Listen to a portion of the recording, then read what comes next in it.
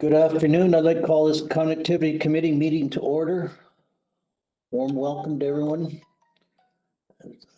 Try to move right along. It's a beautiful day outside, but thank you for taking time.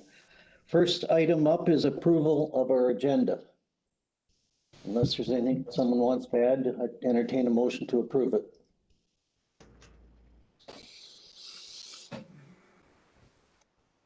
Also move, Mr. Chair. All right, Mike and Duncan, please call the question, Catherine. Thank you, Mr. Warden. Councillor Giguere, Yes. Councillor McPhail, Yes. Mike Andrews, Yes. Justin Pennings, Yes. Warden Marks. Yes, 5-0, the motion is carried. thank you. Adoption of March 11th minutes. Hopefully everyone's had a chance to look at them, and if there's no errors, admission. Need a motion to move to accept them, please. Dominique and Justin, please call the vote, Catherine. Councillor Giguere, Yes. Councillor McPhail, Yes. Mike Andrews, Yes. Justin Pennings, Yes. Warden Marks. Yes, 5-0, the motion is carried. thank you. I remind everyone disclosure of pecuniary interest, general nature thereof. And I will note none. Item 4 is the SWIFT request for proposal update. It's got my name attached. That information has been out for, I guess, on our website. Certainly good news for some expansion in Southwold, Dunwich, West Elgin, and Bayham were the, I guess, I'd say the word winners, but they're going to get some expansion. I've had some comments that there were some left out, but I think most of us realize that this was not going to fix everyone, but it's certainly a welcome expansion, and we're planning on building. That is why we have this Elgin County connectivity to further this along. But I don't know if anyone has any questions to ask of me. All right. Is Brian here? Mr. Warden, it looks as if Brian is unavailable. He has been really bogged down with an urgent matter that's going to take up most of his time. So it is my suggestion that either the committee could vote to defer this report, or I could record any questions that the committee might have for Brian. It's simply an interim update report on some of the issues that Brian was reporting on for the committee. So I would be happy to either take any questions back to Brian that anyone may have, or we could defer this report and discuss it at a future meeting. Let's see if anyone has any questions, because we all have the information of the report. If we defer, then, well, what's your will and pleasure? Does anyone have any questions that we can take to Brian so he's ready with answers?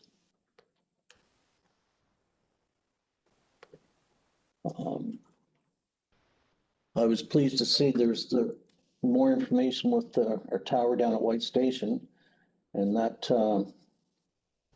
looks like that lease is up very soon, so it gives more possibilities there. So that's good information to have. But are we comfortable with deferring this till next time? Yeah, Mr. Chair, that would be fine by me. Right. I think in the report it mentions that there will be another presentation about the guidelines at another time. So perhaps we combine this report with the guidelines and make it one presentation and be efficient for Brian, hopefully. All right. Do we need a motion to do that? So entertain a motion to defer this. Moved I would by move. Dominique and Duncan. Please call the vote, Catherine. Thank you, Mr. Warden. Councillor Jiguer, Yes. Councillor McPhail, Yes. Mike Andrews, Yes. Justin Pennings, Yes. Warden Marks. Yes, 5-0, the motion is carried. thank you for that. Which puts us right down to correspondence. And we do have an email from Mike Bachner. Anyone want to comment on that, or? I do have a comment. Our friend, there was a request to Central Elgin Council for um, service off our water towers, which wasn't granted. However, they actually asked to use the booster on Fruit Ridge Line. I assume that's owned by the primary water board, but I'd have to find that out. But I've been told that that gentleman could get, if that was available, he'd have internet connection. So it's, because it does show the importance of having those towers, but any other comments on that correspondence?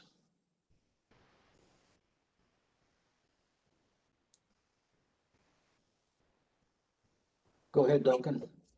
I think that that correspondence could probably be repeated. I wouldn't know how many times across this whole county. I mean, that could be a form letter that a lot of people could identify with. So certainly that's the goal of this committee, is to try to alleviate as many of those people as we possibly can. On my drive in today, I had thoughts kind of flashed through. I called it a Duncanism. It's growing up on a gravel road. It's not much fun, and then when you actually get it hardtop, you really appreciate it. And unless you lived on a gravel road, you don't understand that. And it's like being in the country without internet. The people in the city with good internet service, they really don't realize it. So we're still in the minority. So we're having a hard time convincing everyone of the importance of mine. That's just a statement from me. But Mr. Chair, yes, just out of curiosity, I'm assuming people know, but were there any SWIFT applications for Central Elgin? Can't disclose. yeah, I guess we can't just disclose that.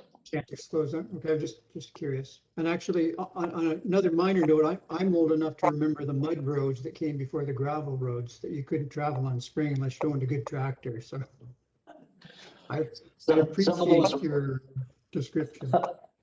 well, calling some of those gravel roads, there were times when you had to actually look hard to find the gravel. So it was mostly on the side of your car or on your clothes, but no other correspondence? I guess we can move on. New business. I have one. Oh, Duncan, go ahead. Yes, it's under new business, but I was just, has there been any discussion at SWIFT of a second round of applications, or we haven't got the first round taken care of yet?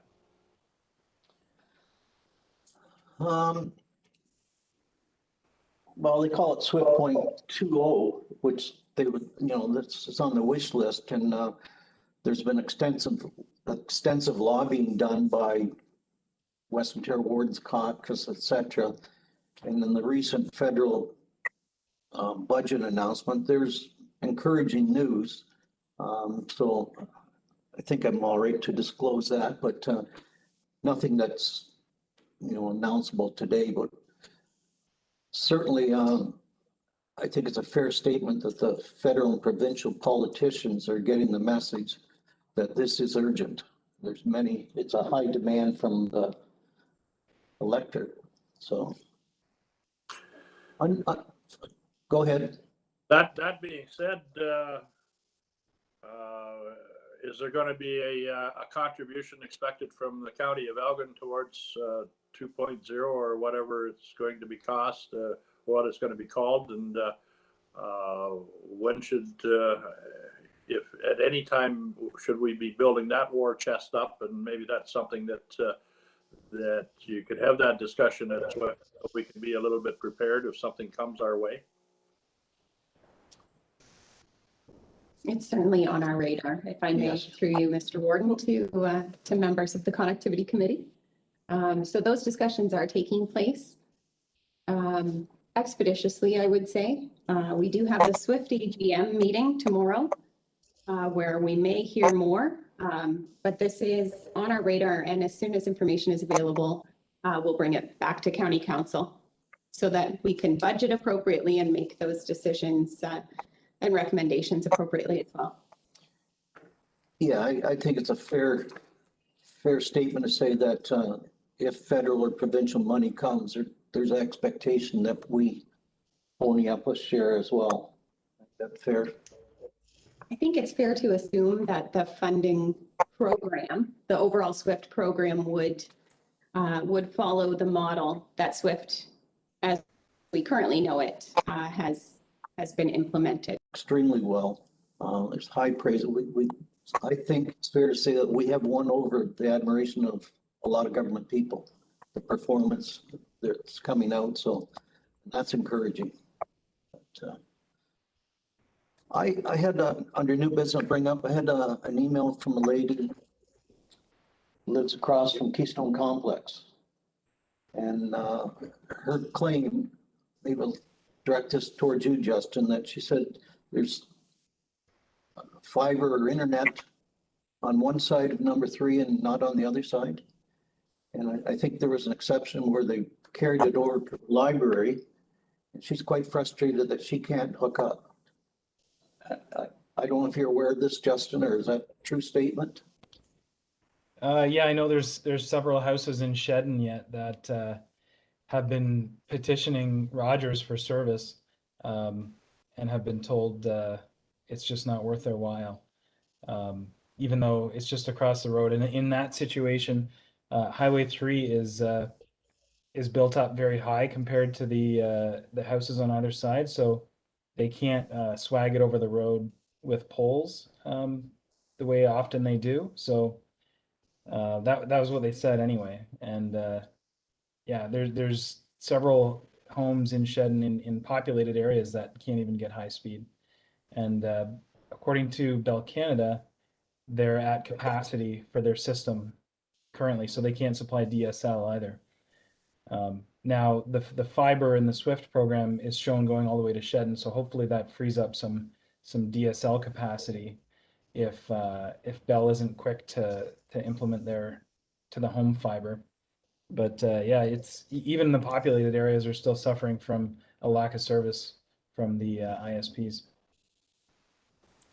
And actually, just a side note to that, I've noticed that the people in Elgin are starting, if you're signing up for Starlink, they're projecting full service mid 2021, mid to late 2021. So that's a bright note for anyone who's in a real bad spot that doesn't see any, you know, if someone who's in a valley or someone tucked away on a dead end road, not likely to see service for a while, that'll be quite nice for them. Julie? Through you, Mr. Warren, just to follow up to Justin, we have been trying to chase down a representative from Starlink to come and do a presentation to this committee so that we could learn more about what their offerings are and how they might be able to help solve our connectivity challenges. So really my ask is through Justin to the rest of the committee. Does anyone have any contacts with Starlink? Or anyone we could call? It's really hard. Catherine's been trying for at least 3 weeks to try to escalate through customer service to reach someone.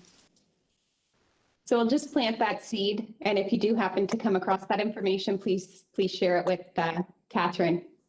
And we'll try to get more information about Starlink to bring forward to the committee. That would be an interesting presentation. I've been told, again, because if you're just isolated by yourself, it's a very good option. Now, if you go into a hamlet, it may not be the best thing going, but I guess it's another piece of the puzzle. All right, Justin. Yeah, I was just going to comment on the cost of it. It's not even that bad if you compare it to some of the other over the air fees or even to the home fees. You know, there's about a $700 fee for all the equipment, including shipping, and then it's $129 a month. And they're offering reasonably fast service, faster than the Swift targets anyway.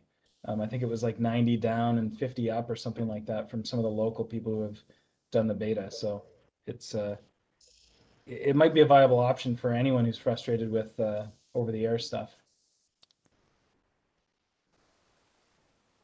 Duncan, you had your hand up? I did. I'm just going back to the situation in Shedden, and again through you, Mr. Warden, to Justin. Has Southwold Township made any overtures to Rogers to find out an explanation as to why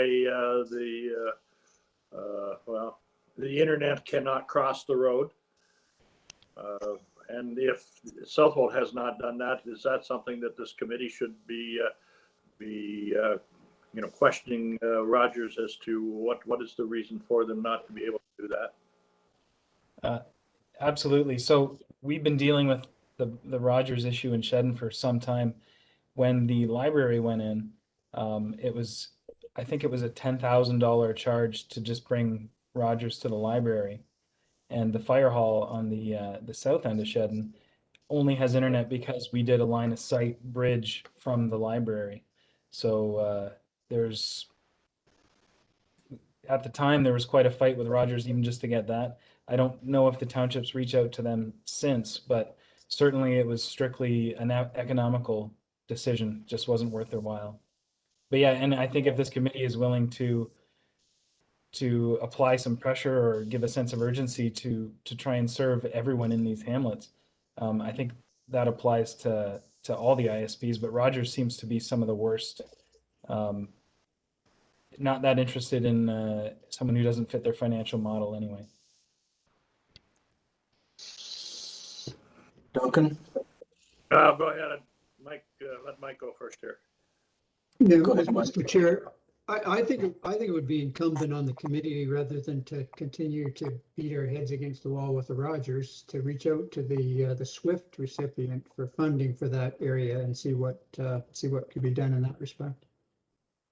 I know that the village itself was outside of SWIFT, but there is a SWIFT bill that's in the vicinity, so that might be a better alternative for people in the short term. If I may, through you, Mr. Ward. I think that's a great suggestion, Mike. Just to expand on that, would we be asking for a costing proposal from that proponent? But for Oh, sorry, you cut out a bit.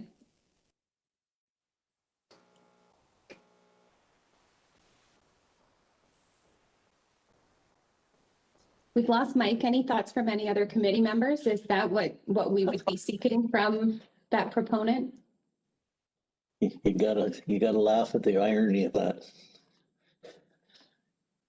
Are you back, Mike?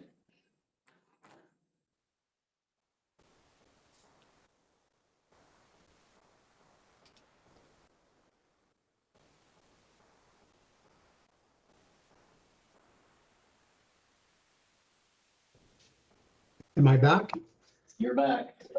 Yeah. I'm a recent Starlink customer, by the way, just for everyone's benefit, as of about a week ago. So we won't see anything more in that respect. But anyway, I would make the overture to the SWIFT recipient anyway. I'm happy to do that on behalf of the committee as well. I know the provider. Is that all right? All right, please, Mike, if you do that. Happy to.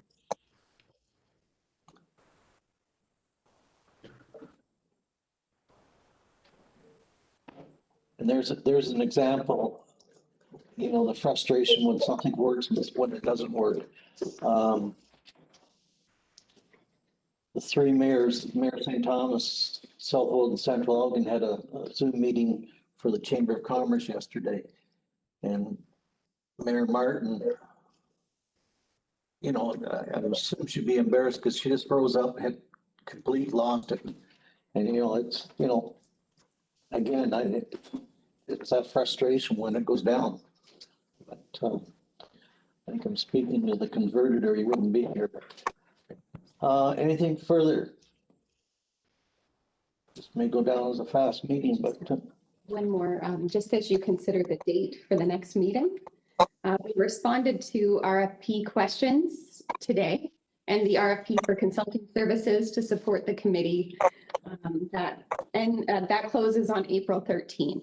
So while today was a short meeting, we hope to have more to share with the committee about the results of that evaluation process. And so I suggest you book the timing of your next meeting accordingly. So we'll need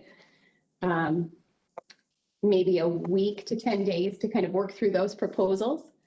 And so if you booked even 2 to 3 weeks out, that would be great. okay. Do you want to guess at a meeting date now? That's helpful. So what are you predicting, suggesting? Catherine, suggestions?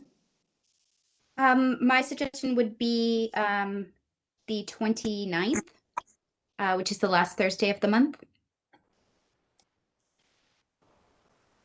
Works for me. Everyone else seemed to hopefully work. 2 o'clock.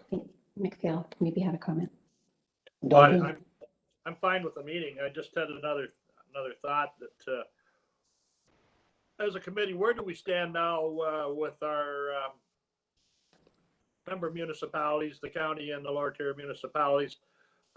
Do we feel that we've reinforced the necessity for those staff people to really be thinking about how they can expedite the installation of fiber or whatever components that we need to expand internet in Elgin County and try to simplify the process as best we can and make it as user friendly? Are we comfortable that we've done everything that we need to do on that end, or should there be more dialogue with the staff people in those respective municipalities?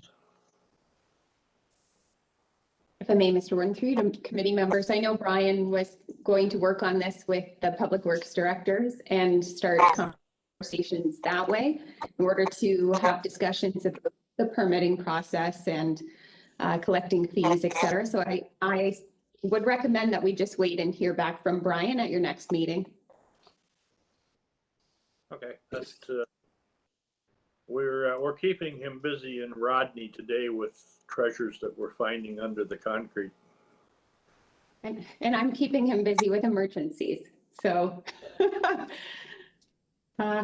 3 weeks, hopefully he'll be able to share some positive news about working more closely with our municipal partners to streamline any processes for ISPs. I did mention I was very careful what I say, but I was disappointed that Central Elgin said no to locating more antennas on our water towers. Would you like that education added to your list of along the roads as well, Duncan? Oh, I would think so. I mean, I think it's part of this committee to have an understanding of some of the shortfalls that are in our communities and try to encourage participation by the lower tier municipalities that you know, seriously have a look at how they can assist their residents that don't have good broadband. And you know, in a lot of cases, it's at very minimal cost to the respective municipalities to allow someone access to their facilities. Maybe Mike, you might know more. Does multiple antennas on a facility impact the overall functionality of the existing antennas that are up there? Well, there has to be coordination between providers when you have multiple providers for sure on a facility, but it's by no means insurmountable. And I think it's very disappointing from my perspective that Central Elgin doesn't seem to even want to investigate the possibility. Am I correct on that, Tom? I gotta be careful what I say. I have to respect staff's opinion. Their probably main goal is to protect the assets that Central Elgin owns, and I certainly respect that, but I certainly am not qualified to give an opinion. That's why I appreciate someone like Mike. And whether, I can't answer whether they've investigated that or not. You know, we just found out in our correspondence that the tower down at White Station probably could be available to add to in the future when that comes up. I would hate to think that the county would say no to someone if they approached us and said, we can service some residents from that. And we said, oh, no, you can't do it. So I would hope that the county would take the view. So, but again, I gotta be careful what I say. Can I follow up? Go ahead. Councillor McPhail, from Yes. a local perspective, what would be most helpful coming from the committee? Would it be like a one-page fact sheet about ways to support connectivity locally? Would it be a presentation from the connectivity chair and another member to local councils? Just curious about what format the committee visualizes for this type of coordination or connection with local municipal partners.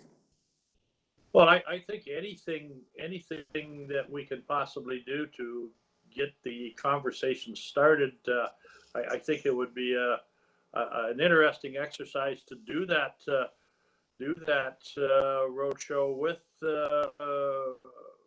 possibly the chairman and yourself going to each member council and getting their feedback on possibly some ideas or at least an awareness from our perspective that we need all hands on deck to make this happen. And I think that each lower tier municipality has a role to play in it. So I always find them better to have them inside the tent than outside looking in. Yeah. Is there suggested timelines from the committee? Do you see this work happening right away or after we've done some work with the consultant, perhaps after we have director of IT in place? What's the timing just to help us prepare for next steps? Well, we have, if I may, we have an email from Mr. Bachner who cannot get internet at all. And I've been told if the site on Fruit Ridge, which I believe is a part of Primary Water Board, but there is antennas up there now. So if he was allowed to go there, he's saying he could service it. Again, I'm not technical, so I don't know if that's actually true, but I know if I was the one without internet, I'd be very grateful for you to do it tomorrow kind of thing. And then I'd be asking, why didn't you do it like a year ago? But I guess you can't blame the Primary Water Board if that is the owner, if we've never requested it, they're not even aware of it, so.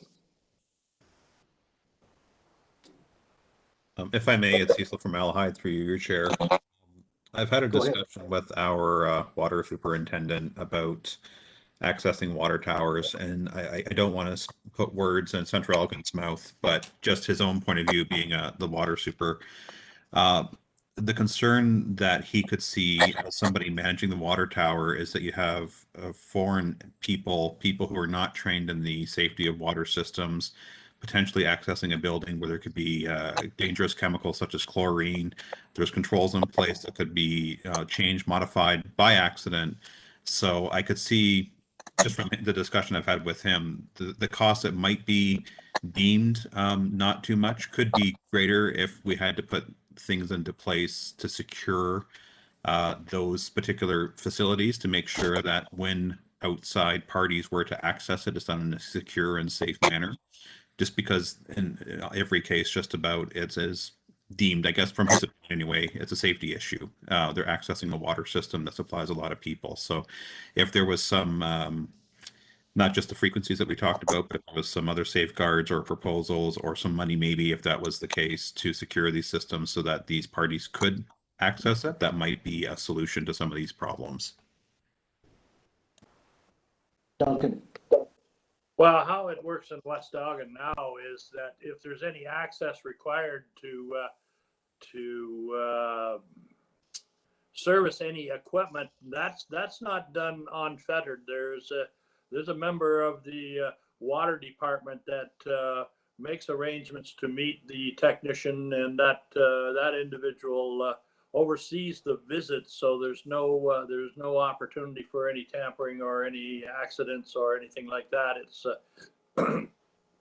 It's all supervised, and I don't think that that we have any large concerns about anything nefarious going on.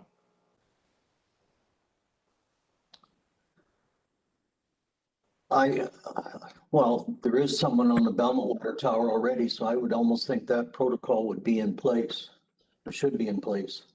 They don't have their own separate key and just go in when they want to, sort of thing. But I'm not aware of what it is.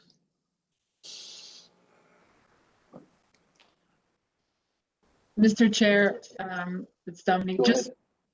really just thinking out loud, but I'm wondering, could this committee play a role in facilitating, first off, understanding those barriers that Cecil described and helping Central Elgin to explore solutions? And it sounds like there are precedents in with other water towers, and perhaps this committee could bring that information forward and say, have you considered this, or have you, and can we understand your barriers better?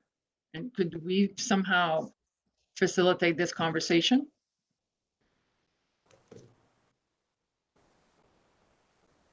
I would hope that, Mike, you go ahead.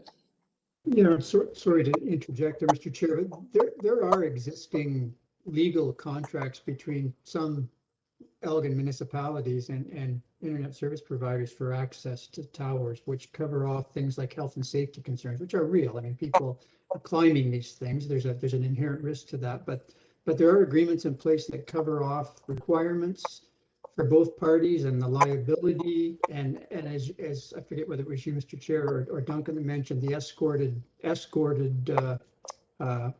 access only. Those things are all not insurmountable. And I think this, I'm no water tower expert by any means, but there are different designs out there too. And I realize some towers you can't access the outside of the tower without going through the facility itself to get up there. So that's an issue. But in a large number of cases in Elgin, I believe there's no need to even go into facilities. It can be separate facilities, and if there's costs to be incurred to have a fenced off small structure, whatever, I would think that would be borne by the service provider and not be a burden at all on the municipality.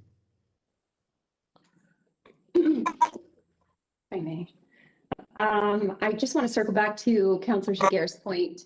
And I think we do want to be very cautious as a committee of council not to undermine the decision of a local council. So I would like a little bit more time to think about what that actually looks like in terms of how the committee would communicate appropriately with a local municipality about a decision that has been made. So I can bring back some suggestions about what might work to your next meeting.